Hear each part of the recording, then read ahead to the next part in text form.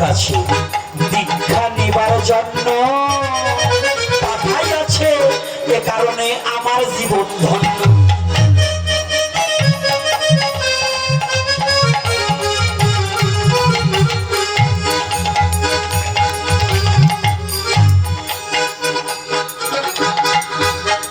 শোনো বাবা, চাইলেই দীক্ষায় আমি তোমাকে দেব না। দীক্ষার নীতিমালা না মানিলে তুমি দীক্ষা তো পাবে না।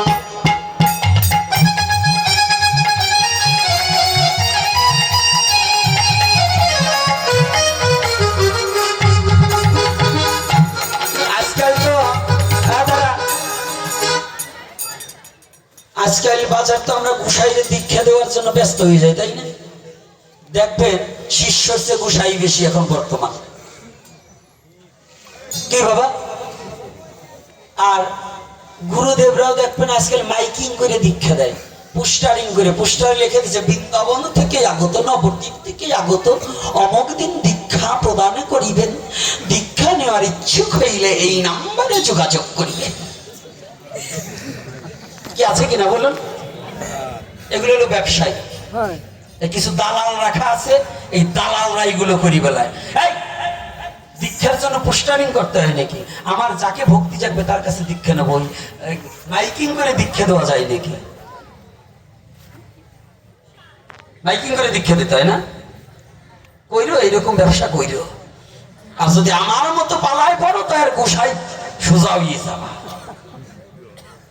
এইবার শুনুন, সুখদেবকে বলছে বাবা দীক্ষা চাইলেই তো দেবো না, অন্তত গুরু করার আগে 6 মাস গুরুর পিছনে ঘুরতে হবে। গুরু কেমন? যদি গুরুকে 6 মাস পরীক্ষা না করে মন্ত্র নেওয়া উচিত নয়। সিদ্ধ নহে মন্ত্র দেয়, মারে মরে করে ক্ষয়। কথাটা বোঝা যাচ্ছে? রাধে রাধে। সিদ্ধ নহে মন্ত্র দেয়, মারে মরে করে ক্ষয়। আজকাল গোসাইরে মাস নাই, দিন নেই, ক্ষণ নাই, সন্ধ্যার সময় রাত্রেও দীক্ষা দেয়। কি এরকম আছে না? পাইলেই হইল। হরিভক্তি বিলাসে লেখলেন চৈত্র মাসে দীক্ষা দিলে দুঃখ হয়, শিষ্যরও দুঃখ হয়, গুরুরও হয়। জ্যৈষ্ঠ মাসে আয়ুক হয়, ভাদ্র মাসে পুত্র হয়। এজন্য হরিভক্তি বিলাসে এই 3 মাস দীক্ষা দেওয়া উচিত নয়। যদি কোনো কারণে দিতে হয় আগে বিষ্ণু পূজা করে নিতে হবে, তারপরে দীক্ষা প্রশস্ত হয়, জানেন? আর জ্যৈষ্ঠ মাসে তো দুধ আম পাইনি পরে দীক্ষা দেয়, আর পেট বাড়াইয়ে দুধ আম চটকাইয়ে জম্বের খাওয়া খায়। কি রাগ হচ্ছে নাকি আমার কথা বলে? বলুন এরকম আছে কিনা? এখানে যখন গুরুকেও শিষ্য ট্রাই করতে, বা শিষ্যরও গুরুকে ট্রাই করতে হবে, মানবা কিনা? আজকাল গুরুদেব কয় বাবা যা খাবি তাই খা, কানে দিলাম ফিস, ফিস মাস গেলেই চান্দা দিস, তুইও একটু শুয়োর খাস, আমারও একটু দিস।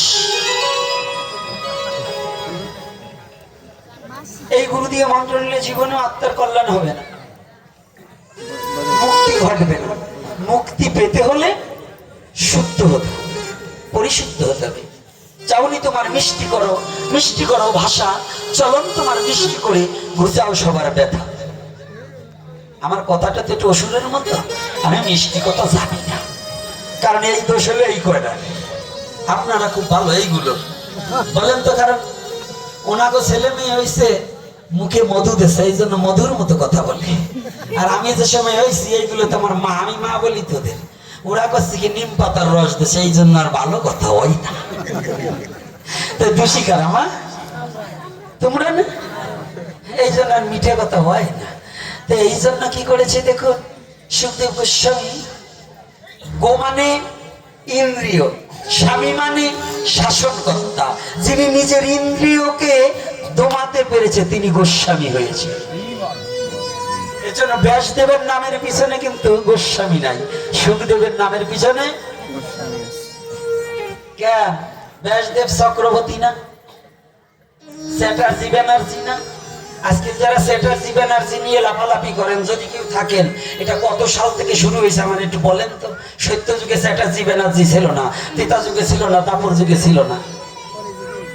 ব্যাস বৈশিষ্ট্য এদের নামের পিছনে কি চ্যাটার্জি, ব্যানার্জি, চক্রবর্তী, কাঞ্জিলা, লাগা পাশা সব জায়গা লালাইয়া আছে নাকি?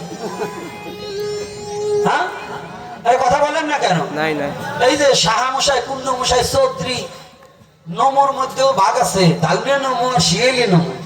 শাহাদের মধ্যে বারিন্দের সাই আর ঘরের সাই, বর্ণিক মধ্যে গন্ধবর্ণিক আর স্বর্ণবর্ণিক। কি আছে নাকি? আছে নাকি? ব্রাহ্মণদের মধ্যে উনি হায়ার কাস্ট আর একজন সিডিল কাস্টের বাবন। এই যে যে জাতা জাতিয়ে শয়তানি বুদ্ধি, এই হারাম জাতক এই শয়তানি বুদ্ধি যে কবে যাবে রে, এগুলো হচ্ছে একেবারে অপদার্থ কথা আর শয়তানি বুদ্ধি। আপনারা আসুন, এই জাতিগত প্রথা নিয়ে কবে বসবেন বসুন, কবে থেকে এ শুরু হয়েছে আমাকে একটু বইলে বুঝাতে পারবেন? আসুন তো আমি একটু শুনি। আমি তো চ্যালেঞ্জ করেই বলছি, পারলে আপনি যদি আমার একটু বুঝাতে পারেন তাহলে আপনার চরণের দাসত্ব করব। আর যদি তা না হয় তাহলে এই শয়তানি বুদ্ধি ছেড়ে দিয়ে আমরা সনাতনী এই কথাটাই প্রচার করা হোক।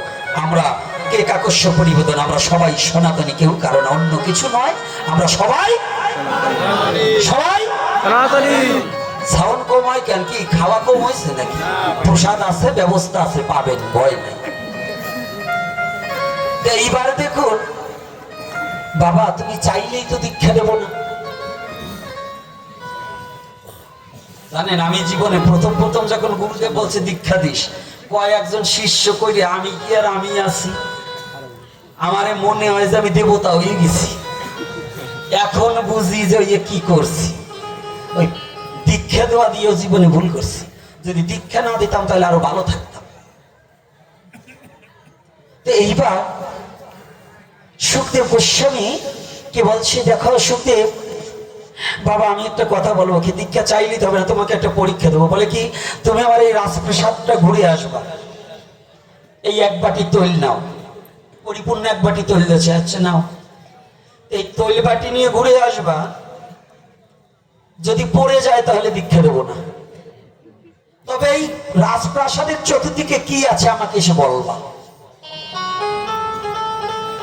যখনই বলছি ওনার নাম সুখদেব, তা আমার নাম আমি তো বলি নাই, জানলো কি করে? বাবা যে আমাকে পাঠালো এটা জানলো কি করে? এইবার একটু ভক্তি আইছে, ভক্তি যখন আসছে দেশে, তৈলের বাটি নিয়ে হাঁটছে ধীরে ধীরে। তৈলের বাটি নিয়ে সুখদেব ঘুরতে গমন করিল, তৈলের বাটির দিকে সুখদেবের লক্ষ্য যে রহিল।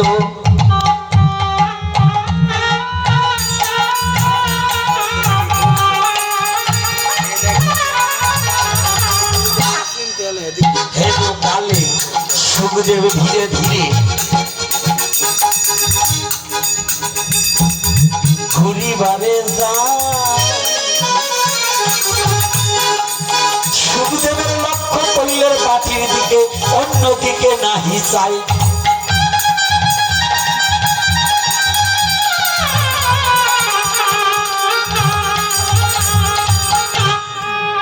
এমনি করে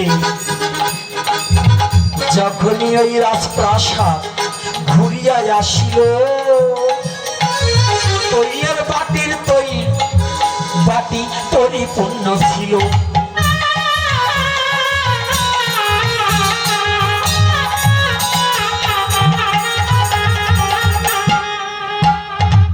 বাটির তৈল লইয়ে যখন সুখদেব এসে উপনীত হলো, তখনই শ্রদ্ধা জিজ্ঞাসা করিল,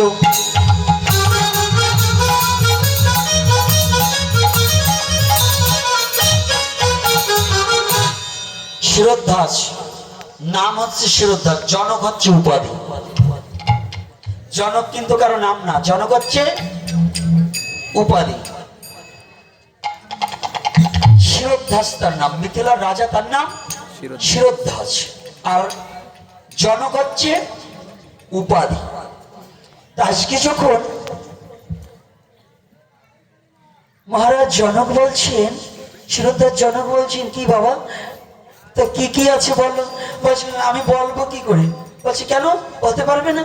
বলছে আমার লক্ষ্য তো ছিল এই বাটির দিকে, যদি তৈল পড়ে যায় আপনি দীক্ষা দেবেন না, এজন্য কোথায় কি আছে আমি বলতে পারি না।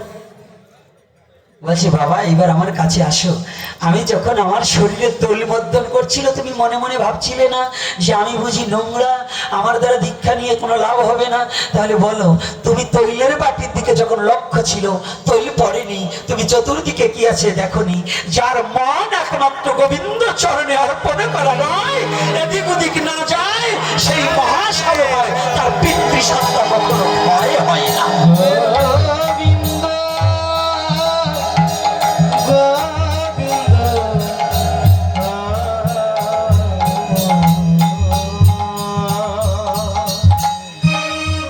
তার পিতৃসত্তা ধ্বংস হয় না।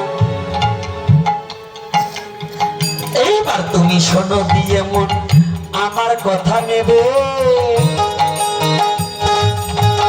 লক্ষ্য থাকলে গোবিন্দের চরণে তার কি বা ক্ষতি হবে?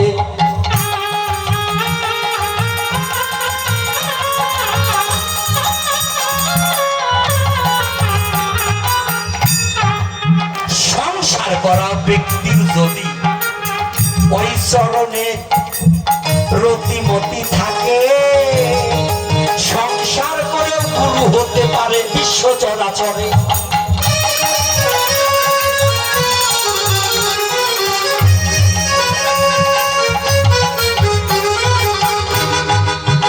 এই কথাটা বলার পরে সুখদেবের ভ্রম চলে গেল। ক্ষমা করো বলে গুরুর চরণ ধরিও।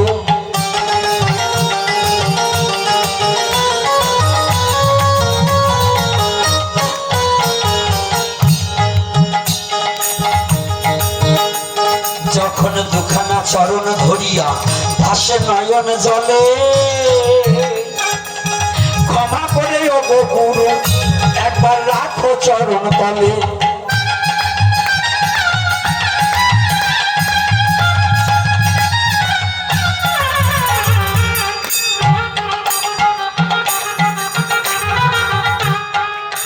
গুরু বড় দয়াময়, শাস্ত্রে লেখা পাই, হেন গুরুর কৃপা ভবে যার কপালে নাই।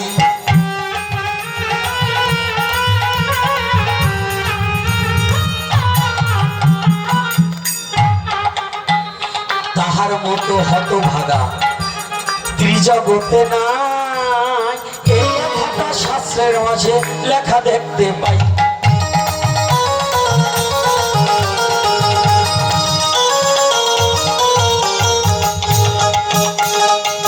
তাই গুরু মাতা গুরু পিতা গুরু হন মোর পতি, ভব নদী পার হইতে গুরু বিনে নাহি কোনো গতি।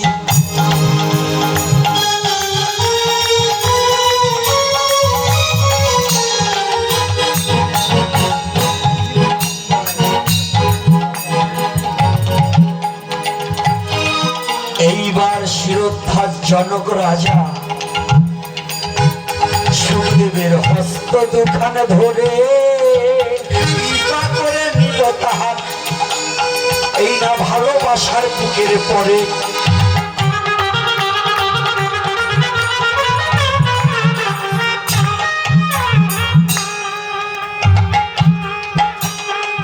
এইবার কাছে টেনে নিয়ে সুখদেবকে মন্ত্র করিল যে দান।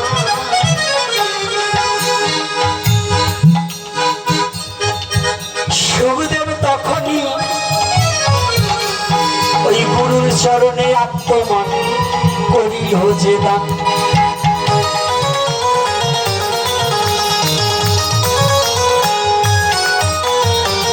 আজকে সুখদেব গোস্বামিয়া শিরোদ্ধার জনক গুরু শিষ্যের মিলন হয়ে গেল। প্রেমানন্দে ভক্তগণ একবার হরি হরি বল।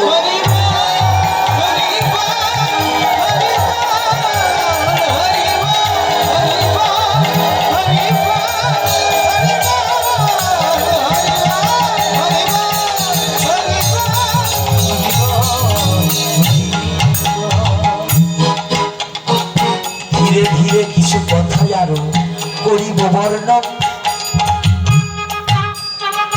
এখন কিছু শ্রবণ করেন যত সুধীজন। সুর ছন্দে তালের দুটো কথা আমরা বলিবারে চাই, যদি ভক্তের হৃদয়ে একটু আনন্দ দিতে পারি তাই।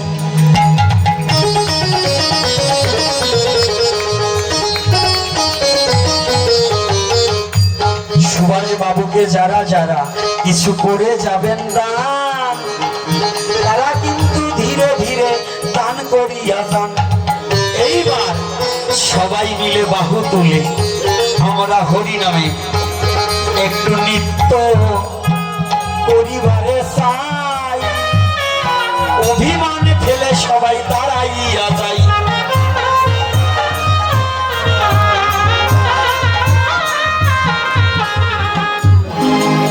সবাই নৃত্য করবে। গানে হয় শ্বাসের ব্যায়াম, দেহের ব্যায়াম হয় নাচে। এই ব্যায়ামই শ্রেষ্ঠ ব্যায়াম। কথাটা বলছে বলছি সবার কাছে, এই ব্যায়ামই শ্রেষ্ঠ ব্যায়াম। গানে হয় শ্বাসের ব্যায়াম, দেহের ব্যায়াম হয় নাচে। তাহলে নৃত্য করতে হবে, হরিনামে গাইতে হবে। হ্যাঁ, তুমি একটা গান করো, একটু নাচাও, সবাই নাচবে। সবাই নাচবে, তবে ড্যান্স না, নাচতে নৃত্য হবে, ড্যান্স হবে না। ড্যান্স হলে কিন্তু আমি কিছু বলবো। আর নৃত্য হবে দুবাহু তুলে, যত পারো নাচো, লাপিয়ে দাপিয়ে ভূমিকে কাঁপিয়ে হরিনামে নাচো, তাতে ধরণী দেবী আর আনন্দ পাইবে। বলো না গো রাধে।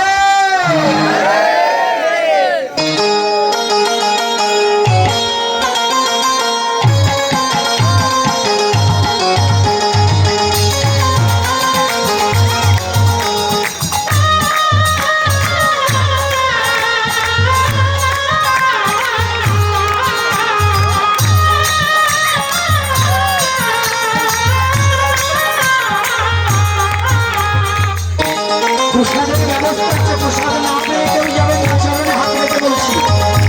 সমস্ত ভক্তদের প্রসাদের ব্যবস্থা আছে, প্রসাদ না পেয়ে কেউ যাবেন না।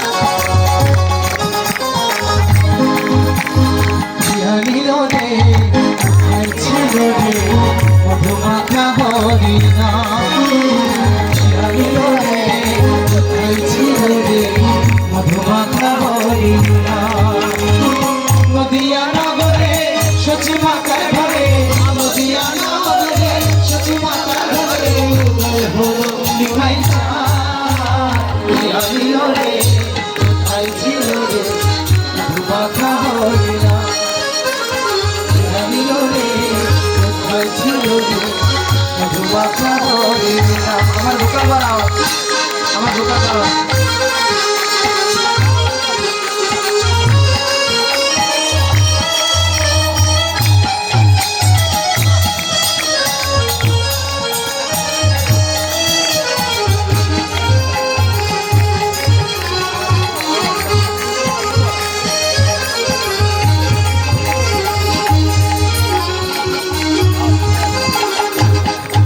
হরি নাম ভজনাম জপ নাম ভরসা, হরি নাম ভাষা যদি হয়ে যাবে পার।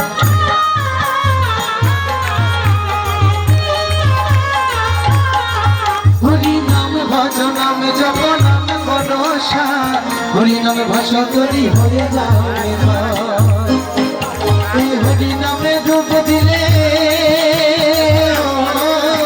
এই হরি নামে ডুব দিলে সুরা হলো পার।